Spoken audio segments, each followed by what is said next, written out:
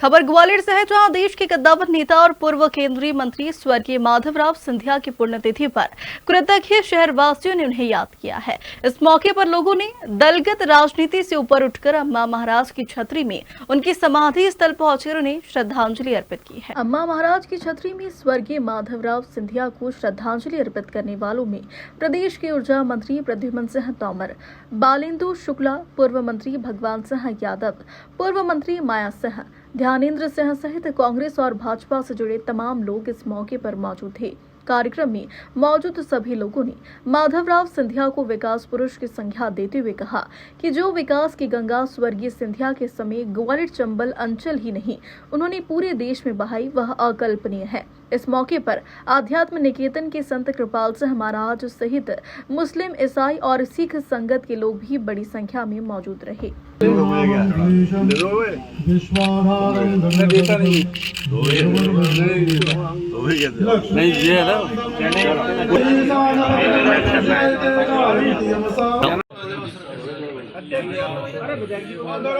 अमर रहे, अमर रहे, अमर रहे, जब तक सूरज चांद रहेगा, माधव तेरा नाम रहेगा।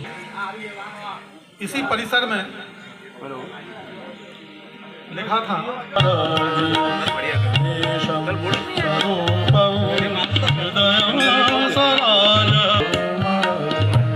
नमो नाम श्रीमन माधव महाराज, नमो नाम श्रीमंत माधव महाराज।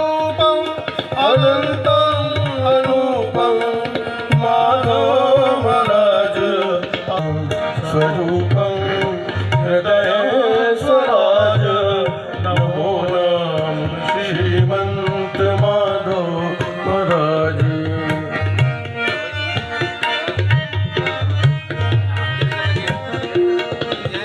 आज कैलाशवासी महाराज माधवराव सिंधिया जी की पुण्यतिथि पर हम लोग यहाँ इकट्ठे हुए हैं, उनके चरणों में श्रद्धा समर्पित किए हैं। आज शहर भर में उनकी स्मृति में अनेक कार्यक्रम हो रहे हैं। किस प्रकार महाराज सिंधिया अमर रहे, महाराज सिंधिया अमर रहे। कई उनके सानिध्य में आज मैं यहाँ खड़ा हूँ, उनके सानिध्य में हमने बहुत काम किया, उनका आशीर्वाद।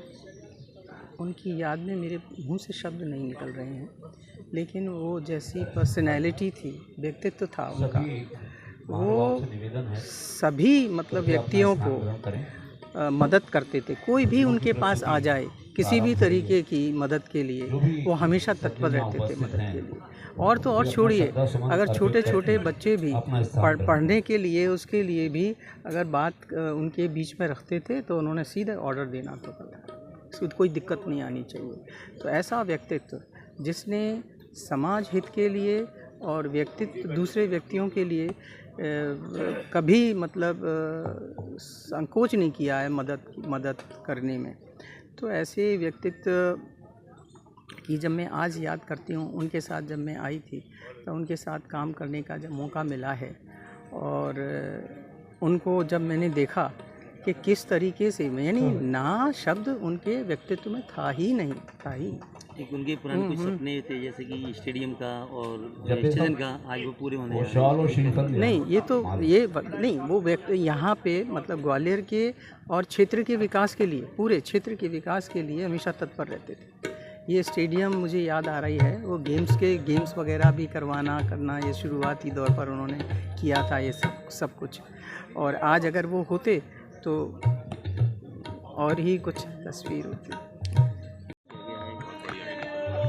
आज हमारे कांग्रेस के प्रिय नेता रहे स्वर्गीय माधवराव सिंधिया जी की पुण्यतिथि है, और ऐसे समय पर हम सभी कांग्रेस जन उनको श्रद्धा सुमन एकत्रित करने के लिए एकत्रित हुए हैं। और सिंधिया जी केवल कांग्रेस के ही नहीं बल्कि ग्वालियर के सर्वमान्य नेता थे। ग्वालियर के सभी ग्वालियर वासियों के हृदय में उनका वास है, और निश्चित रूप से उन्होंने ग्वालियर के विकास के लिए जो कदम उठाए, उनकी जितनी प्रशंसा की जाए वो कम है। और आज हम सबको दुख की घड़ी है कि आज हमारे बीच में सिंधिया जी ने इसमें उनका देहांत हो गया, और सिंधिया जी के इस पुण्यतिथि के अवसर पर हम सभी उनको श्रद्धासुमन अर्पित करते हैं। सिंधिया जी को कांग्रेस हमेशा नमन करती रहेगी। उन्होंने जो है कांग्रेस की मुख्य धारा से जुड़ के इस ग्वालियर अंचल के में विकास की गंगा बहाई।